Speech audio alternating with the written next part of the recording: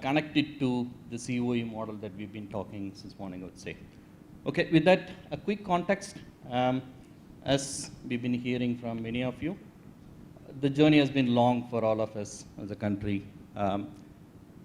starting as an, an outsourcing model where we had the cost arbitrage and maturing to become one of the value-based delivery model across the landscape.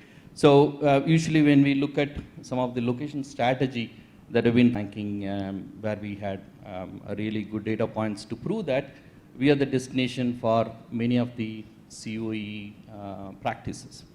That being said, the value-based delivery models that we have constructed started with the very point of order taking to all the way to owning the products, okay, with so much of domain knowledge and being able to deliver the end-to-end solutions and maturing it to become a COE where we lead the innovation practice for the rest of the global organization.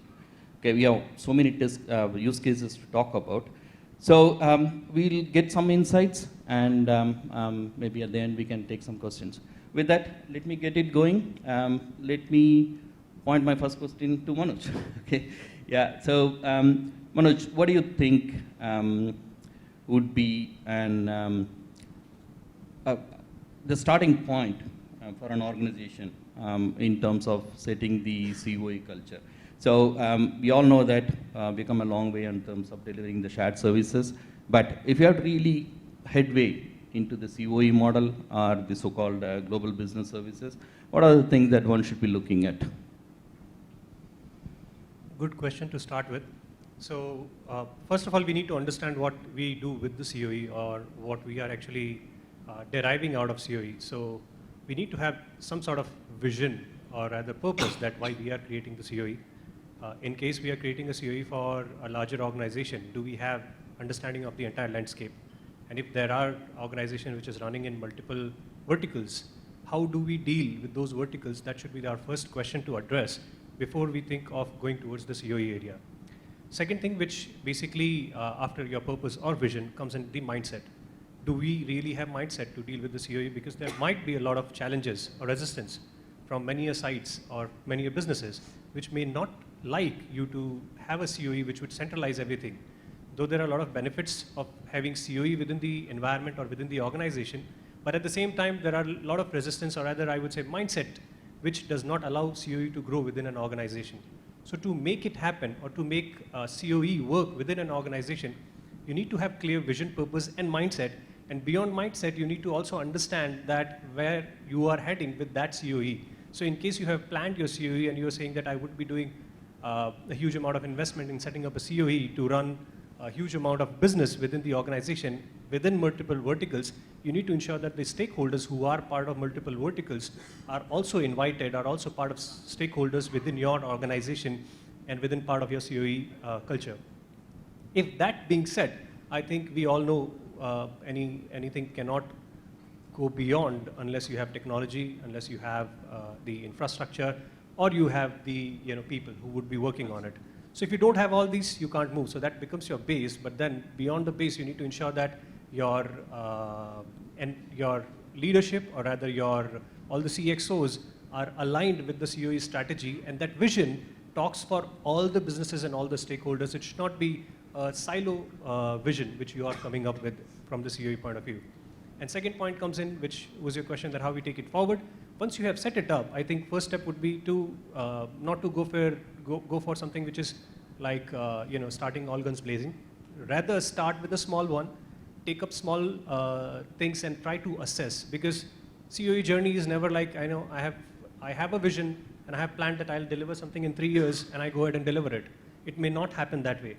What you need to do is you need to set small milestones and keep assessing that where you are, and retrospect and try to correct your path and then go forward. It may not be a straight line up. It may be somewhere around zigzag, or you see the ECG line that tells that you are really living. So that's the same thing over here, that you will have to reassess yourself, take a step back, take 2 steps forward, and then move ahead with the COE area. So your retrospective would actually give you purpose to your vision, what you have decided. Well said. Well said.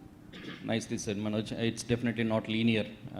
As each one of us experience, it's going to be non-linear.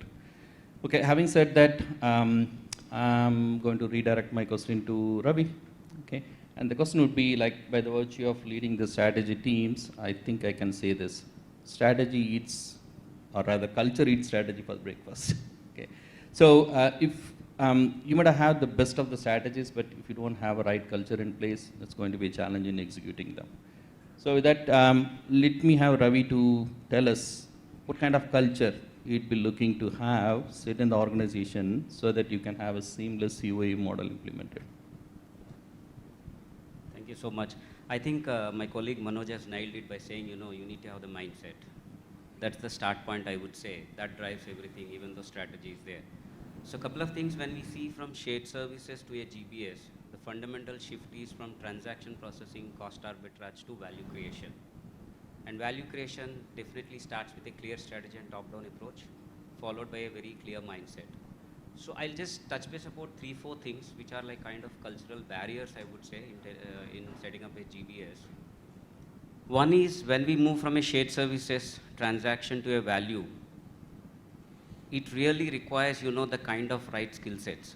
We don't want people who just follow the processes, but who challenges the status quo. And beyond efficiencies, they should start looking at effectiveness of those processes. Because people should have the business acumen, people should connect that business acumen to the process, and then start driving value. And there is also a very strong myth culturally that, growth has always been pursued with the number of headcount, number of transactions. But as we are moving towards a GBS, I think this buzzword picked up, even though it is there since 2011. I think somewhere in 2017 it really picked up, and today the statistics shows close to 80% of the companies are moving towards GBS. That's phenomenal shift. So truly we are moving towards value. And when we set up the COS, another important thing out of the people, process and technologies. Technology has always been perceived as something GBS is going to consume as a user for delivering those transactions. I think that fundamental has to shift, because with the standardization of processes and centralization of processing, GBS is going to generate tons of data. And in the new world, data is the new oil, data is the new gold. With this data and then technology coming in, we can, kind of implement AI, ML, and then drive some critical business insights, which again further will value drive to the businesses. Lastly, in a shared services setup, the cultural mindset has been that the CXOs are my stakeholders, or the functional heads are my stakeholders. But when we move to GBS, the practice has always been, or the mantra has always been, the end customer to our business is the customer of GBS.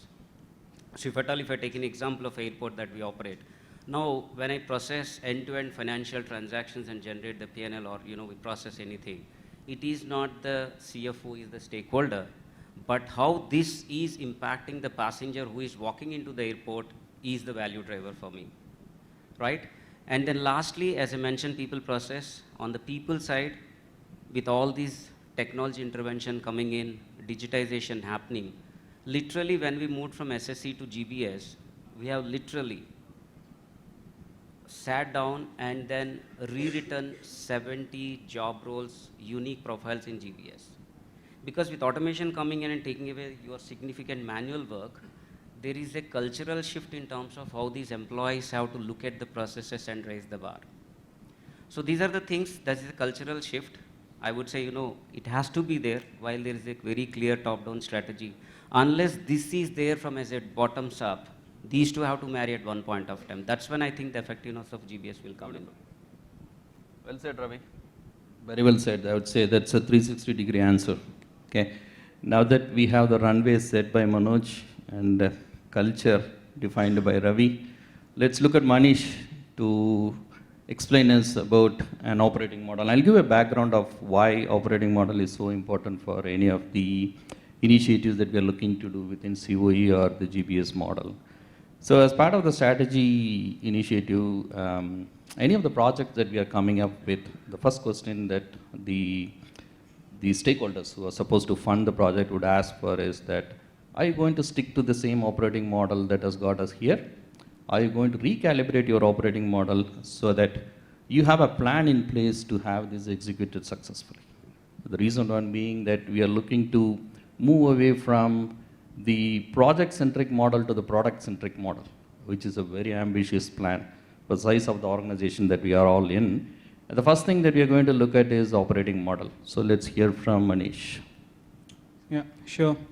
And yeah, the runway has been set very well by my co-panelists, and I think all the companies which are looking for the operating model, right? So they are looking for transformation, and in my opinion, transformation is a very overused term in today's business, and everybody's every company has a transformation team and an officer in place as such, right?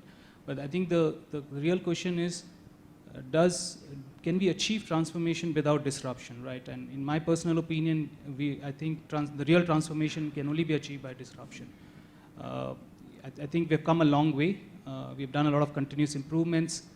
We have a governance in place and things, this business as usual. But that's not transformative, right? That's not what it is as such.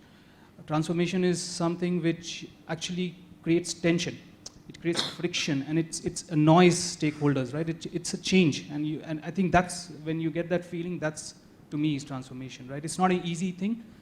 Business leader needs guts to transform, but having the vision, as alluded out over here, and having that mindset can move in that thing. GBS models, coming to the GBS model, GBS models are transformative, right? But GBS is not an end in itself. It's a means to an end.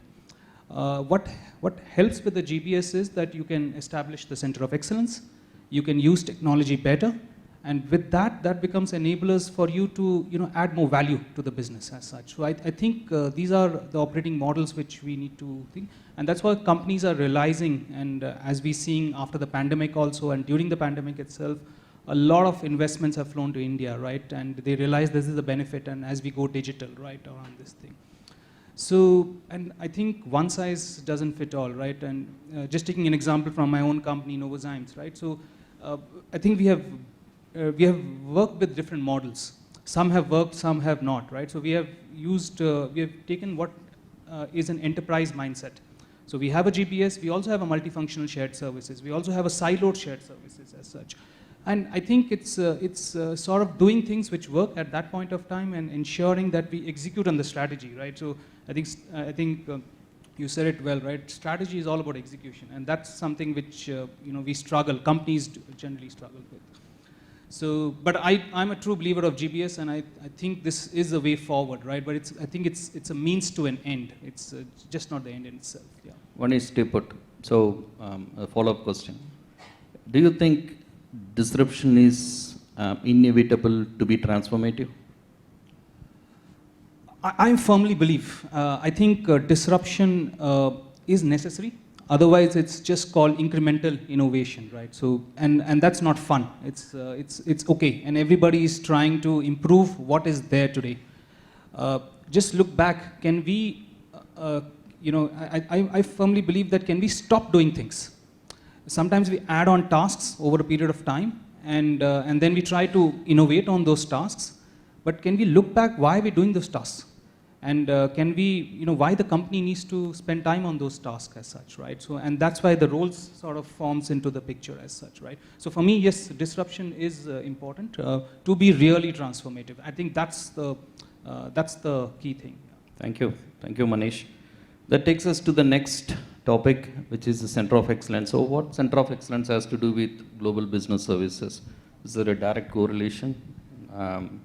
I would say that, from my experience, I would say that the more the COE that you have, the more you can claim of yourself being a GBS, Global Business Services. If there are 10 global functions, and if you're holding 6 of them getting operated and controlled by you, then you can very well call yourself as Global Business Services. And that's not going to happen overnight. From my experience, I would say it takes at least 3 or 4 iterations to prove that you have the domain acumen, you have the technical acumen, and you have the governance and leadership to be able to drive the COE for the global organization. And It's not something that we can't do. We are definitely matured enough. We have the most sophisticated and versatile framework out of our long learnings from that of the shared services.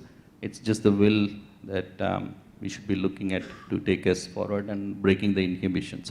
Okay, with that, I'll make it very open-ended. Amlu, the COE, what it means to you? Yeah, so since morning we've heard that the narrative has changed from cost arbitrage to value creation, right? And every speaker has touched upon that. So COE, as per my general definition, is to centralize a process end to end, do a value stream mapping, figure out the inefficiencies, fix them through automation technology, and at the very core of it is the people, the talent, right? And so everything can be copied in the world except for the capability of people. So I think that is very, very important, and that forms the core of the COE, right? And initially I remember in 2000s and in the year 2000 to 2004, we used to work out of a paper PO, right, in procurement. Things have evolved, we have better ERPs, everything is automated, and approvals are given on the fly, on the, on the mobile, and then you have a PR to PO being converted. Same goes for the invoice. So we've come a long way, and initially the processes were very fragmented. 3 steps would be done out of India, and 2 steps would be done out of UK or the US. Now the concept of a COE is having the complete end-to-end processes being mapped out of a single delivery center, right? And that's the biggest win for all of us. Topped with technology, topped with talent, I think it's a long way to go. And the success factors for me is agility, speed, and the transformation, right? And that is what is helping all of us. So I'll give you a simple example that initially our metrics used to be paid on time, right? Is the on-time delivery happening? We've come a long way now. It's more about, are the vendors satisfied? What is your relationship with the vendors? And like you organize a day with the vendors, a full day of event, and you also call in your salespeople to do some business. So that is the evolution of the COE that has happened. These are very practical examples. Age-old practices of on-time payment, those are the brilliant basics, I agree. But then I think the evolution has been phenomenal, and those are some of the key metrics, like how much cash do we have on hand? What is the cash management status, right? And then automation, okay, we free our people up to take up more tactical and strategic work, but the touchless transaction stage is there. So that is my basic. Thanks, Amlu. Yeah. Well briefed. So I think we are doing good on time, but I want to break the monotonous way of asking questions in a sequence. I'm going to jump on to Sri. Yeah.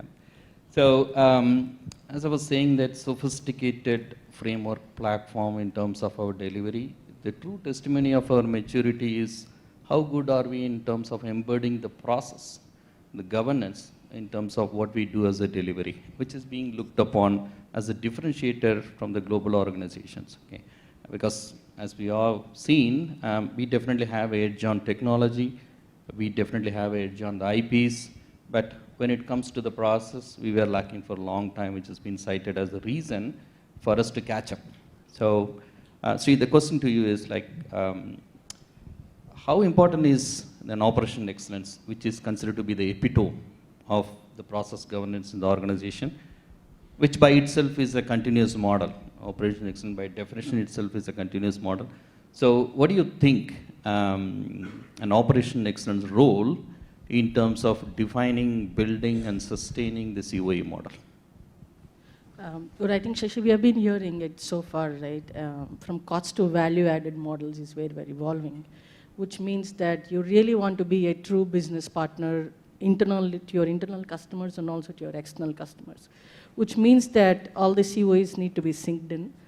You need to bring in or integrate the business strategy. You need to integrate your digital strategy and your operational strategies together and each of them at the moment in the siloed shared services or the evolved shared services models that we have today have their own internal strategies. But how do you make that network of these strategies together, have one voice and have one goal, have that communication go down, top down, and it's not easy. And it's not easy because you're also mixing your location strategy because you are doing it global.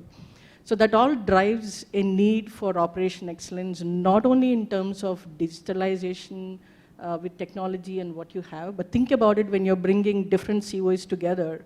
What about the risk and compliance? So that is something that typically misses out because we only focus on, technology part of it, but our operational part of it. But when you're bringing it together, a lot of risk is what gets exposed. A lot of compliance is what gets exposed. And that actually drives a need for having a robust operation excellence mechanism. I don't know if we can say that there are 2 or 3 defined frameworks, but several frameworks that can bring in together is the need of the hour for these organizations that are going, and as we heard Ravi saying that 80% of the organizations are towards the GBS kind. So how it can be done is having maybe the COE leadership should have a directional agenda, and then what does it mean? It's beyond SLAs, it is beyond KPIs. There should be a governance mechanism now which looks at end-to-end. And for all that, we heard somewhere, data is the essence. I mean, today there are platforms that are bringing in data to one place. I can share an example what ServiceNow has been building as a tool that's enabling several of the organizations with the platform that we had, and now we are saying we have a platform on platform. That's what we call it as Now on Now, which is bringing in all the COE workflows into one place. It's bringing in the data into one place. It is giving predictive analytics. It is giving you insights. It is showing you where your red spots are, where your green spots are. And it is also networking not only internally, but your clients' platforms as well. So in turn, that's how the value is getting added. And if I can share this example from our organization, the way we are driving it is, it is still yet to be matured, but you have the advantage of having the platform, and the thinkers are looking at how can I inform, how can I make this a better informed decision, keeping in mind the experience that we want to deliver outside. End goal is, what is the experience? While there is cost, while there is operation efficiency, the most important thing is also, do you have the right talent? I think one of us touched upon it, that it also needs for you to enhance your talent. So that is also a part of operation excellence beyond just technology. So the world is changing now. I think having all those elements together and stitching it between the business priorities, the digital priorities, and operational priorities will make a lot of sense along with governance. Very nicely put, Sri. I think you connected all the dots. You haven't missed any. Okay. So for me, I used to be driving operation excellence. If I had to summarize operation excellence into 6 words, who does what, why, at what cost? And you keep iterating it to the finest level of the work that's getting delivered. Then you'll have your answers. Okay, enough spoken on operational excellence. I think Balaji is giving me looks. I jumped in. Okay, so I think without automation, the discussion won't be complete. So Balaji, why don't you take us through in terms of the role of AI automation, that we've been hearing a lot these days, which would really enable us to accomplish the end-to-end automation. I think in one way or other, everybody sitting in the room would be either consuming or the reason for having the automation implemented. So this will be a topic which would connect everyone. So please choose your answer properly. Yeah, I think, thanks Ashi. I think AI, ML, RPA, all these are essential tools. I don't think anybody in this floor will disagree with me that without AI, ML, and automation, we can do better services in our day-to-day lives, right? I think around 4 years back when Mr. Satya Nadella sir had his Hit Refresh book published, I attended one of his sessions. And at that time, that is the time when Office 365 was made all free. He basically said, I'm making everything free. And some of the, folks in the room, they started asking questions to Satya sir saying, how the company is going to perform if you're not getting revenue. And you are basically making everything free and making everything towards AI and ML. And he said, there is so much things that has to be, analyzed within the earth. We don't even know how a plant grows. We don't even know when the season is going to change. And I think to Ron's point, I think to Ravi sir's point, a few hours back, he talked about agri, how the agri is coming into play. I think the AI and ML has to become very essential in our day-to-day lives for every single processes. And to begin with, many organizations need to start something simple. Right? Start with a simple RPA, then go for an orchestrated RPA, to what Ron was suggesting, how these automated emails are directly helping the people, how this automated workforce management systems are directly helping the individuals. I think it's a journey. Some of the customers that we have working, we work with very large customers with more than 150, 2,100 employees. Our weekly onboarding rate for some of the customers is like 1 week there will be 30 employees, the next week it will be 3,000 employees we need to onboard. The next week will be another 3,000, 4,000 employees will be trimmed. It's all seasonal, right? In all these cases, unless we are using a direct amount of RPA and AI and ML, I think there is no way they can basically sustain the workforce that they need. It's going to continuously shatter their ecosystem of how many people they will hire, how many people they will fire, right? I think it's very essential from that perspective. And again, as I hinted up, I think it's a journey, right? We start with an RPA, start with some simple processes. That's when you are going to talk about creating a COE. Just go display some examples of, hey, here is a place where I created a simple 𝗕𝗵𝗿𝗃. Now, this 𝗕𝗵𝗿𝗃 talks about, rather than just creating a simple automated process of onboarding an employee, create his Unix admin, create his or her DB admin, your entire access to your photo ID system, everything can be done, right? Tomorrow, the person is leaving, all we need to do is just create a hashtag and then terminate this employee. It cleans up the entire system, and that is where ML can come into play, right? There will be several blogs that might have been created. There might be several, data that the person must have consumed or created. I think all those things can be, evolved in terms of how this ML can come into play. And I hope that answered the questions. Any other? You did. We need to have another 1 hour. Yeah. To get into the discussion. Okay, of automation. Okay, thank you. So none of the discussion would be holding good. It would be null and void if you don't have a topic of people covered. So Kaushik, I'm looking at you to fill us in and make it lively of all the discussion that's happening, to talk us through on the workforce strategy, what it takes to make all this meaningful and doable. Sure. Thank you so much. So people first, a lot of companies come with people first, technology, governance, and a lot of automation. But recently we were going through this finding from BCG that 30% of the ideas or the digital transformation ideas that come in of any companies, only 30% see the light of the day, because 70% doesn't come out. What happens is, we have different cultures, we have different kind of people into all of these organizations. They should have a platform where, they are able to contribute their ideas, and it should see the light of the day much faster. So understanding what they need and the way they can implement it and see that it starts working. So empowering more of the business users is something that we would want, because I don't want to pitch 𝗕𝗂𝗃, but one of our customers who is into the shared services, he has empowered his business users, like 1,800 people, and those business users are able to create applications, able to create processes of their own. Again, keeping in mind all the governance, all the security, everything is all covered, but they are able to do it and perform much faster. So what happens is that these guys are, and the talent stays back. Like, for example, if you see 10 years back, the number of applications that we have on our phone will not be so much like how the young crowd currently has. We keep scrolling, there's so many apps. Everything is on apps, everything needs automation. Like when we hire new talent also within our organization or any organization, everybody want to know whether, hey, is this automated? Is that automated? So specifically, I would say for Hyderabad, Hyderabad has grown amazing for the last couple of years. After COVID, I've seen huge changes here and a lot of investment done, and the young crowd has brought in a lot of talent. average age of employees in an organization now has decreased, because these guys are getting an immense talent and they get in very good ideas. But again, they'll go to the IT will say, sir, please, ye kar do na. I mean, IT will say, baad mein, abhi kaam hai. So, I mean, I'm sure all of you would have seen this and, you know, face this on daily life.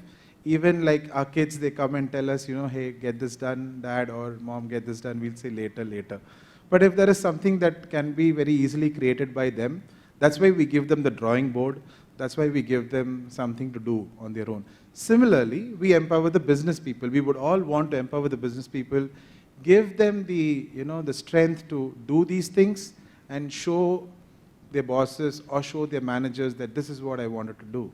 So that's how, you know, the operational efficiency, the business efficiency of an organization grows, and these ideas would get approved much faster, and overall the entire system grows much faster. That's what I would say. Well said, Kaushik. Nicely covered. Okay, I think we're doing okay on time, so we may take few questions before we wrap up.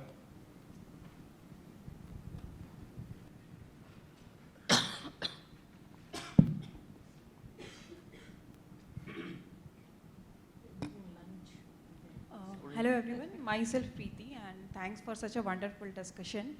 So my question is related to the COE in the future. So would like to know, like so far we discussed about technology enabling the shared services and the kind of remote work model we are talking about. So with this blend of two things, we would be moving towards, you know, resources with a specific knowledge or skills. So can we say we are going to replicate the IT industry model in the future with a blend of, IT industry model in the future as a next GBS hub India based? Because I feel so we might be replicating the typical IT industry practices in terms of strategy and in terms of people practices. So maybe willing to hear more perspective from the panelist. So can I just answer that? So thanks, Preeti, for that question. Now the skills are becoming more techno-functional, right? So with that shift happening, I think the future of GBS is that we are more closer to the business than those siloed operations. So the answer to your point is yes, and we are seeing it as intelligent operations and a more integrated unit. So I think that is the shift that's going to happen. Sorry. If I can add one thing to you, I think the pandemic has become the catalyst of expediting this much more faster. To your point where there are different work models right now. A lot of remote working is happening, a lot of hybrid. But I can share an example with, we were actually discussing just right before this outside how things have changed, and several of us were sharing our experience from our organizations. The work personas have changed. So which means the work itself is defining, hey, you can work off a remote place, and you're actually thinking about your knowledge, your training, how you can excel in your particular area. The roles are getting redefined. You heard it from Ravi how they have rechanged those 70+ job roles and then evolve into something else. So with all this, technology is also playing a part where knowledge has become self-service. Right? Your training today is all gamified. A lot of them here who are in the learning industry, you can actually talk about your content, how it has evolved. Earlier, classroom to e-learning, and today it is all gamification or audio visuals. And getting you closer to the business needs, getting you closer to the real problem, like Amlu also mentioned. Oh, here, okay, keep it short. So I do have teams in Poland and China, okay, and as part of the hub integration, we call them as hubs, as part of the hub integration. We don't look technology as a differentiator. Instead, I would say domain knowledge, the domain acumen, okay. So as part of the analysis that we did as the location strategy, even though they claim that there are around 12,000 data points, we picked up the data points and we could see that it's more or less we are all kind of on par in terms of the technology. But the key differentiator would be understanding of the business, the domain knowledge, where we will be able to give them relevant and meaningful solutions. And that's how it's been working. Yep. If I could add any, I think we Indians are very good in technology, and that has been proven in past few decades. So I think technology-wise, we will never be behind. We will always be ahead. What I feel we will or we should start doing is understanding the culture. So China understands culture of Eastern region very well, which means China and Japan, they have different ways of working. Poland, in another way, is, though it's a technology hub, but that understands how the Central and Eastern Europe works. So I think the cultural difference is what I think we would have to understand. We understood very well how the West does when it comes to US, when it comes to UK, and quite well when it comes to the Middle East region. But when it comes to certain sections where either technology or rather certain businesses are doing, they need ease of understanding. You can set up a COE from Hyderabad, from Bangalore, from Delhi, anywhere, but then are you culturally related to it? Do you understand what Japan needs? Okay, I'm quite sure many of us would be aware of Eastern culture is far more different than the Western culture. And the Eastern side, when you go and when you deal with Japan or when you deal with China, their specifics are pretty much goal-oriented, not people-oriented. Whereas when you go towards the West, they are more focused on, you achieve through a certain way, but that does not matter to them. On the Eastern side, you need to know or you need to share your process, that how you're doing it. So there are differences in all the areas. So until unless we understand what exactly that culture is, we will not be able to, relate to them. And that's going to be one hindrance which will stop us to, reaching that one step ahead. I can assure you that in technology, no one can beat us. I can assure you that in people, when it comes to, resourcing, no one can beat us. In terms of technology, resource, as well as your processes, no one can beat us. Only when it comes to connect, only when it comes to understanding what the need of the person culturally is where I think we would have to take up a step forward, and that would be somewhere hindrance, but I think not far away that we start working on it, creating COEs by understanding the cultures and moving one step ahead. I think we're on top of the hour. I could see the hints coming from the expressions. Thank you. So just one quick note for the naysayers. In terms of, they were vehement in terms of saying that we will not be able to build COE or there's so much of challenge in having this GBS setup. At times, it is the very people who no one would have imagined anything of do things that no one can imagine. So as leaders, we're looking at you to take it forward and be able to make it real. Thank you. Thank you, sir. Thank you, sir. Thank you for sharing the insights and the wealth knowledge. For sure, delegates would have benefited out.